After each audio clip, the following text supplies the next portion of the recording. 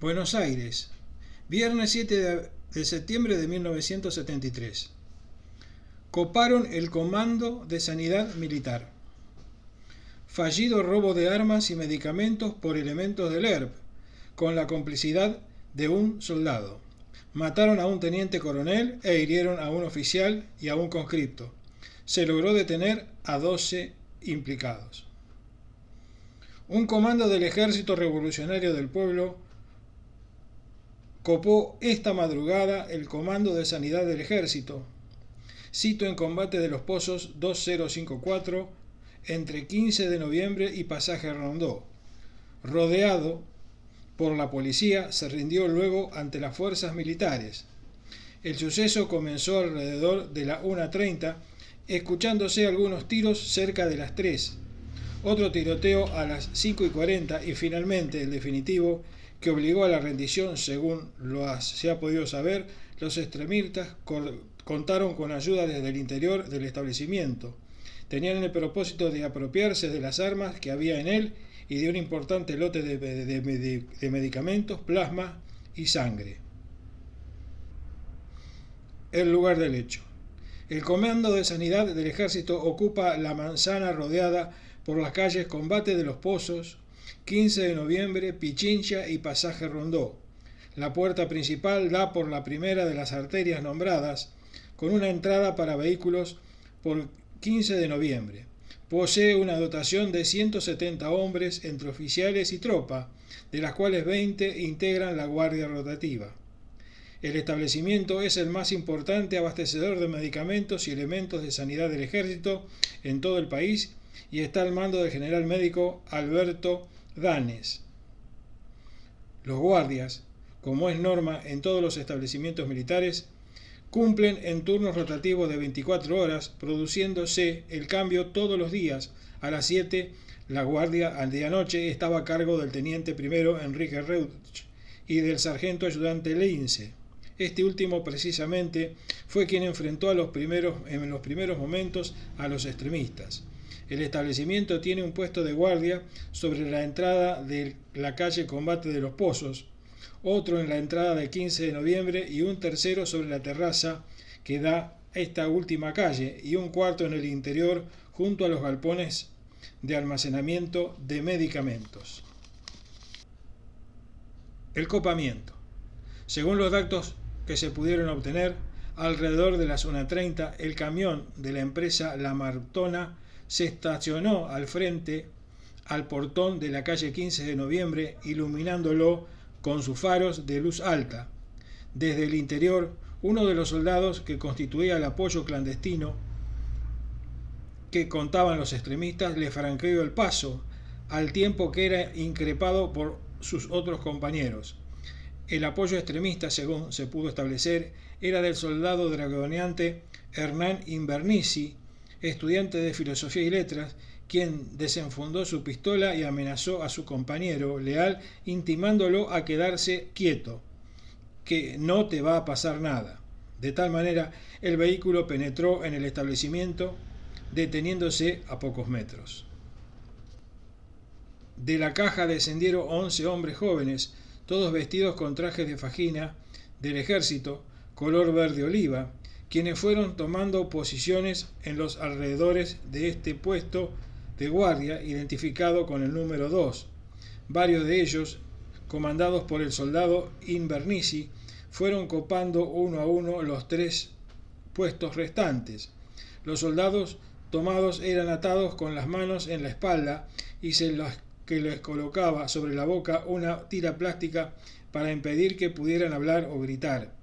Toda la guardia, con excepción de los que ocupaban el puesto número 2, fueron concentrados en la isla de entrada y en la sala de entrada del establecimiento sobre la calle Combate de los Pozos, incluso con los jefes de las guardias, el teniente primero Rutsch y el sargento ayudante Lince, amordazados, tirados en el piso. Se escapan 2. Los soldados que primitivamente cubrían el puesto del número 2, es decir, por el lugar donde penetraron los extremistas, habían sido atados, 3 en total, con sogas y arrojados sobre el piso. Uno de ellos había quedado con las ataduras flojas, por lo que poco a poco logró desatarse y cumplir el mismo objetivo con los otros dos compañeros. El extremista de guardia, mientras tanto, se paseaba por los pasillos internos cumpliendo el recorrido de la guardia habitual. En un momento dado, uno de los soldados que había logrado liberarse salió corriendo hacia la calle, aprovechando que el portón estaba entreabierto de inmediato. El tercero, según trascendió, no pudo hacer lo mismo por cuanto en esos momentos regresaba el extremista guardia. Los dos que salieron a la calle a la carrera llegaron hasta el local de la comisaría 28ª, ubicado en Vélez Sarsfield y Patagones, a 3 cuadras del escenario de los hechos, dando cuenta de lo que estaba ocurriendo. La intervención policial. El policía tomó intervención dando cuenta a la superioridad de la denuncia, la que a su vez ordenó un operativo que se concentró en los pocos minutos, que va de gran cantidad de patrulleros y efectivos policiales, de seccionales vecinas convergieron sobre la zona, rodeándola totalmente. Al mismo tiempo, en forma telefónica, era informado el jefe del Comando General Dones, quien descansaba en su domicilio. A su vez, el general Dones daba cuenta al comando en jefe y desde allí se impartió órdenes al regimiento de patricios con asiento en Palermo para que concurriera al lugar del hecho para apoyar a la unidad copada. Fue así como alrededor de las 5 de la mañana llegaron al lugar varios camiones del ejército, al tiempo que se advertía por algunas calles de la ciudad el movimiento de varios vehículos portando cañones que se dirigían al lugar mencionado. El primer asalto.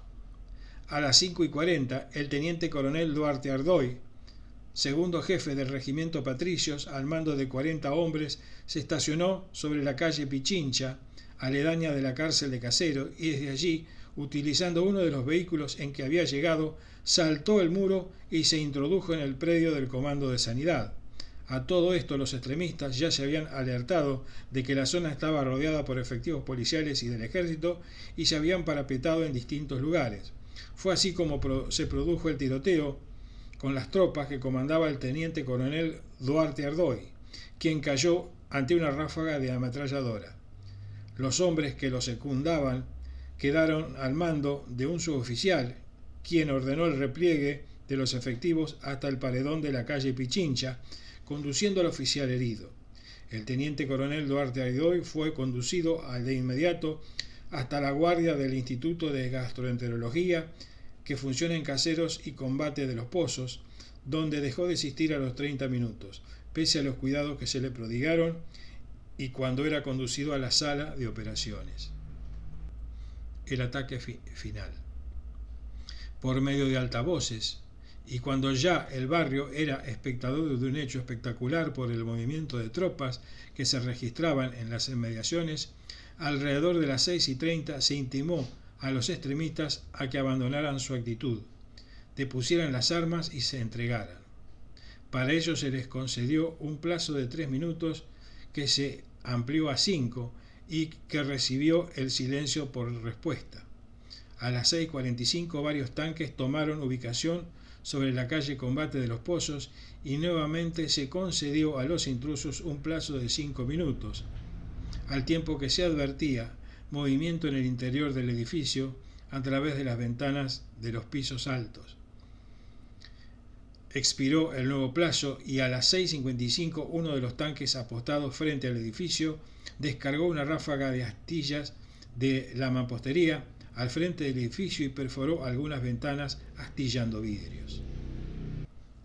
Segundo después, sin que se oyeran voces, se abrió la puerta principal del edificio y salió con las manos en alto el dragonante Invernici. Tras él, un civil con pullover rojo, presumiblemente otro soldado, que también habría servido de apoyo a los extremistas, y posteriormente los 11 intrusos.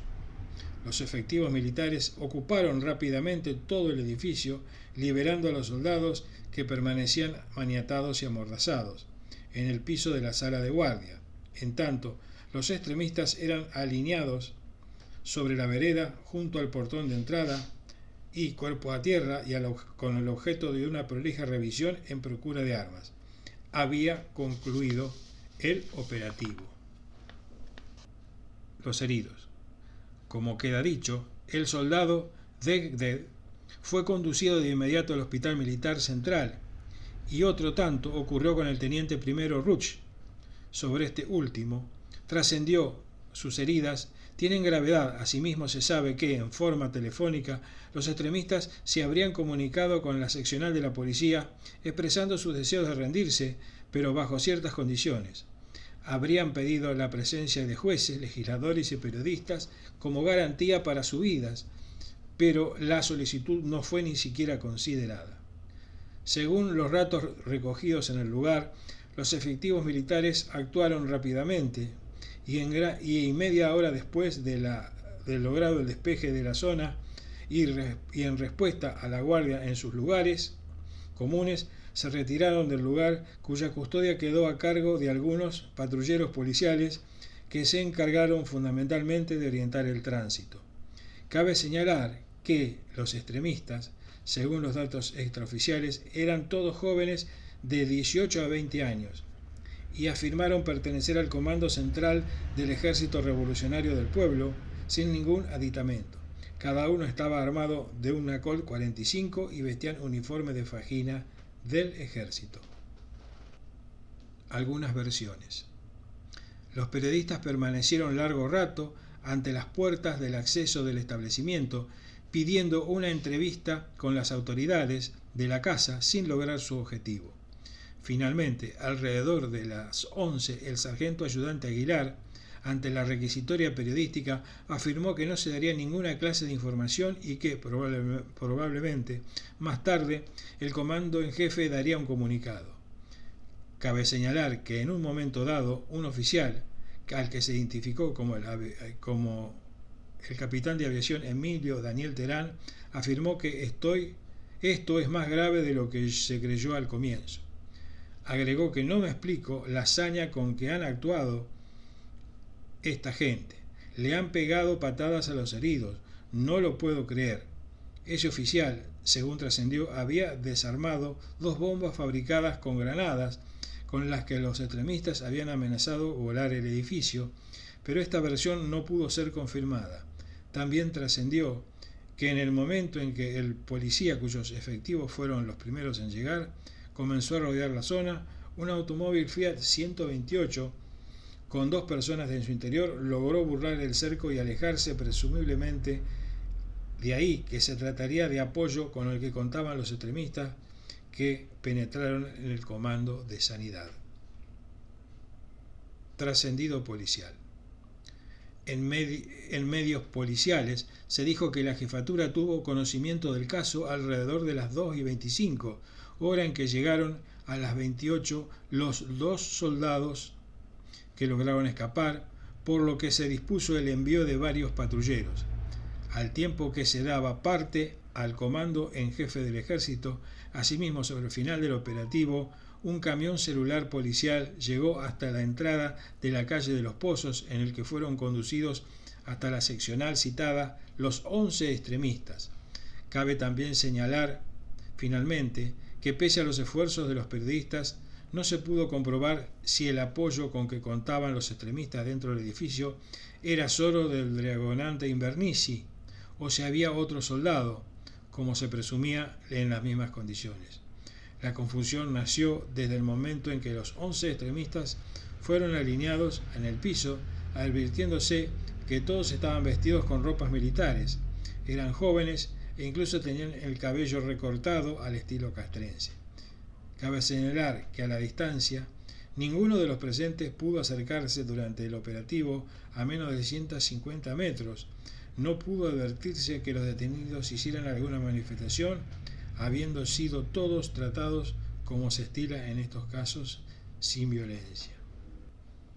Se supo así que el general médico O'Donnell, al enterarse mediante la comunicación policial que habían copado el comando de sanidad, habló por teléfono con el sargento ayudante Lince, el suboficial Telam, al que informó que el grupo extremista estaba integrado por 50 hombres y que tenía 2 heridos.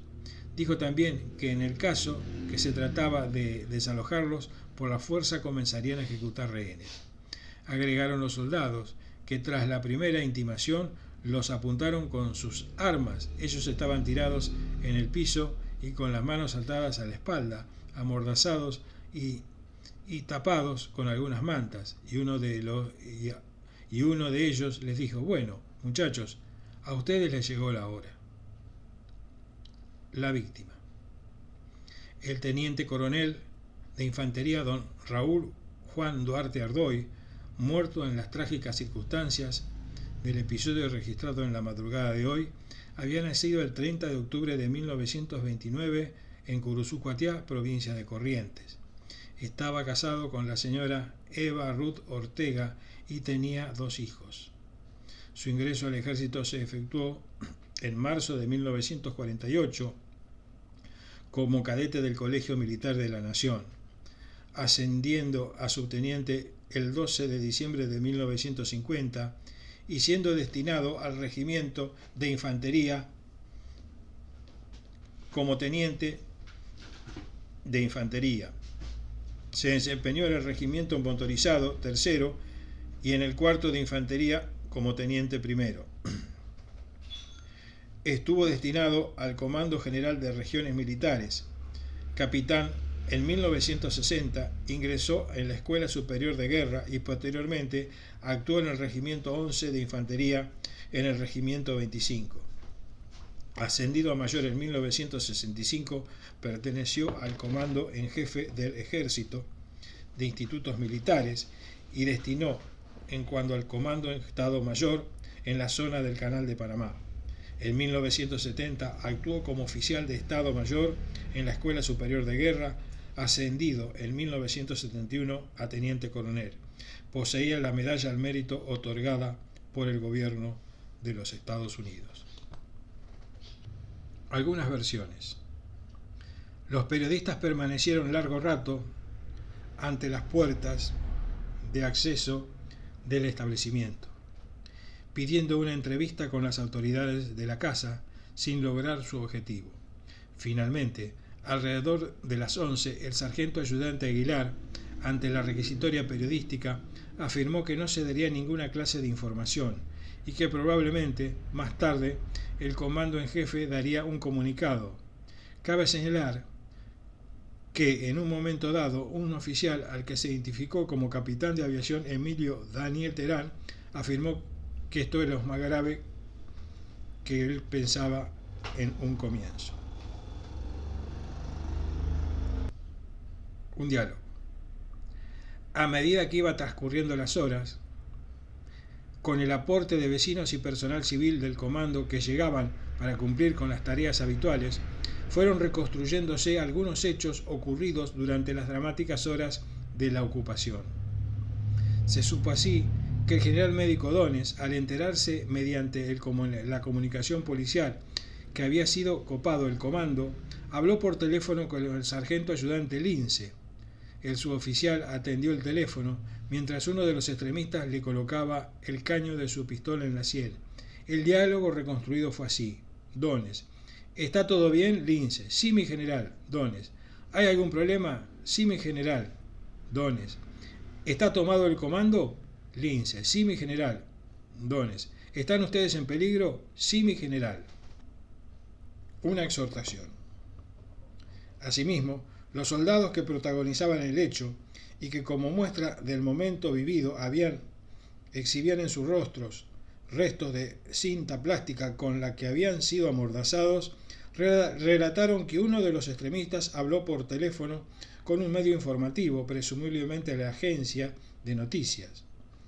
Y es así que las ventanas del comando, nuestra curiosidad era lógica, ya que en esos momentos no debía haber más de 8 grados de temperatura.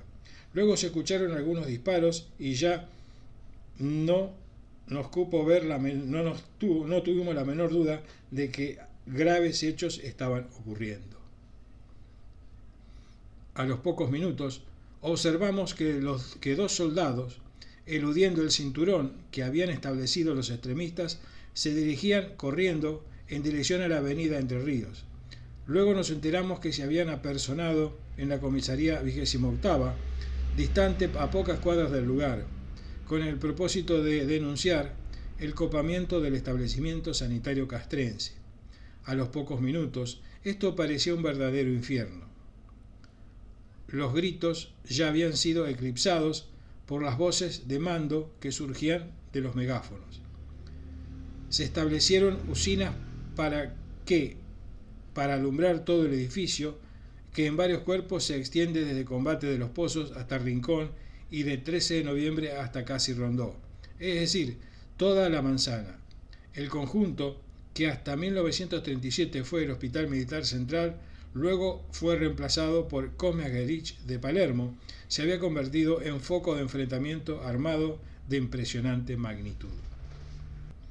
Otra familia que se había congregado en la cuadra de Combate de 200, de Combate de los Pozos al 2000, para comentar el golpe extremista, señaló que cuando desde el exterior del edificio ocupado por elementos del ERP se tuvo la impresión de que no sería fácil su desalojo y se requirió el concurso de cañones antitanque. Se cortó el tránsito en torno del comando y se comenzaron a cambiar órdenes, la mayoría de las cuales eran vertidas por el general de Sanidad Médico Alberto Dones, quien las dirigía el sargento ayudante Lince, jefe de la guardia de comando, quien tenía a su cargo la custodia del edificio y en particular de la sala de armas en la que se guardaban elementos para casi 2 centenares de soldados. Detalles operativos. A partir de las 7 de esta mañana, cuando comenzaron a llegar al Comando de Sanidad del Ejército los primeros de los 350 empleados civiles que allí trabajaban, se establecieron diálogos entre los suboficiales y de la unidad militar y de los recién llegados, que preguntaban ansiosamente sobre detalles del operativo. Así se pudo saber que los guerrilleros no solo cargaron armas en el camión lácteo robado, sino también uniformes, municiones, plasma sanguíneo, que se reparte en todos los hospitales militares del país y también a fábricas dependientes del Comando en Jefe del Ejército. Incluso la caja de transporte había sido ocupada en gran parte por cajas con distintas drogas, evidentemente seleccionadas por algunos de los extremistas con conocimientos científicos. Pero el operativo fracasó por la fuga de los 2 soldados que eludieron el control guerrillero y llegaron a la comisaría 28ª, donde se dio en cuenta a todo el comando radioeléctrico de la Policía Federal y al comando de la misma repartición y particularmente al comando del primer cuerpo de ejército. Por esta circunstancia, pronto concurrió medio centenar de soldados fuertemente armados con todo tipo de elementos de contraguerrillas y especialmente adiestrados para estos casos, comandados por el segundo jefe del Regimiento de Infantería de Patricios, teniente coronel Duarte Ardoy. El jefe superior intentó sorprender a los extremistas ingresando al comando de sanidad por la parte posterior de las instalaciones sobre la calle Rincón, donde en estos momentos reinaba la total oscuridad. Sin embargo, cuando el propio jefe superior se disponía a saltar la tapia posterior del comando, uno de los guerrilleros que se había diseminado por los jardines y con la consigna de vigilar los movimientos exteriores, sorprendió al teniente coronel Duarte Ardoy, que encabezaba el convoy a sus órdenes y recibió varios disparos efectuados por el guerrillero. Socorrido por sus propios soldados, el segundo jefe del Regimiento de Infantería Patricios fue trasladado urgentemente al Instituto de Gastroenterología, donde falleció. Posteriormente, se lanzaron bombas lacrimógenas para obligar al desplazamiento de los extremistas que se concentraban ocupando el patio que da frente a la sala de armas, prácticamente en el centro del edificio. Pero a los guerrilleros parecía no inquietarles tanto como las voces recibidas por el megáfono por parte del sargento ayudante Lince, el que advirtió a los guerrilleros que se encontraban rodeados y que el comando por fuertes efectivos militares y de otras unidades, y que si no se entregaban a las 7 serían arrasados a cañonazos las instalaciones en que se encontraban. Entonces comenzaron los nerviosos diálogos que culminaron con su rendimiento. Se tuvieron así a que asomar pañuelos blancos en el sector en que se encontraban los invasores. Estos, mediante fuertes voces, requirieron la presencia de algunos legisladores a fin de contar con garantías para hacer efectiva la rendición. Pero el jefe militar, entonces, tenía a su cargo el operativo, respondió en forma negativa a sus exigencias, reiterando que si a las 7 no se rendían, serían cañoneadas todas las instalaciones en las que se encontraban. A los pocos minutos se registraron nuevos tiroteos, los más intensos que se escucharon en toda la noche. Algunos vecinos coincidieron en afirmar que se dispararon algunos cañonazos. Pero lo cierto fue que al transcurrir un breve lapso, los guerrilleros, entre los que se encontraban el propio soldado Invernizzi, se rindieron. Fueron sacados por la parte delantera del edificio y obligados a arrojarse en la vereda boca abajo. Cuando los efectivos llegaron a la sala de armas, advirtieron la presencia de varios soldados de la guardia, entre los que se encontraban las imaginarias que habían dejado sus puestos, que por indicación del soldado Invernizzi, maniatados y amordazados con anchas telas adhesivas. Algunos de los jóvenes sufrieron crisis nerviosas por la tensión vivida y el peligro. Varios coincidieron en señalar que 2 de los extremistas habían logrado fugar en automóvil de un oficial por el galpón que da a la calle Rincón. Afirmó que estos habían efectuado con singular ferocidad como si se encontraran en plena guerra. Han pateado y golpeado a los heridos, señaló. Con respecto al número de bajas, dijo que serían más que las 3 que se indicaron en un primer momento. Circuló entonces la versión de que había fallecido también el soldado Degret, mientras era sometido a una delicada intervención quirúrgica en el Hospital Militar Central de Palermo, pero no pudo ser confirmado por las autoridades del comando. El frente del edificio del comando quedó con huellas de los disparos que efectuaron los integrantes del regimiento de infantería patricios, que habían tomado posiciones en los techos y terrazas de las fincas ubicadas frente a las correspondencias castrenses. Cristales rotos quedaron tapizados y las calles del interior del comando, como la misma vereda de la calle Pozos. Durante un comentario que mantuvo el sargento ayudante Lince con camaradas en la esquina norte de esta arteria, y 15 de noviembre, donde se hallaba rodeado por vecinos y personal civil del comando, afirmó que dentro del clima de violencia que se registró, deberíamos reconocer que los extremistas se portaron correctamente. En ningún momento hubo palabras de humillación para nadie y no se registraron agresiones personales. Al preguntarse si los guerrilleros actuaron drogados, respondió que a su entender habían procedido con toda sobriedad, convencidos de los peligros que estaban enfrentando. Confirmó asimismo que el copamiento del comando fue posible solamente por la mediación del soldado Invernizzi, que no tenía conocimiento, y del fallecimiento del custodia de la sala de armas, conscripto Degret, quien siguió valiente y estrictamente las órdenes de no entrar al arsenal, aunque le costara la vida. Para nosotros, concluyó, este fue un saldo. No solo no han podido alzarse con las armas, sino que fueron capturados los guerrilleros que lo intentaron.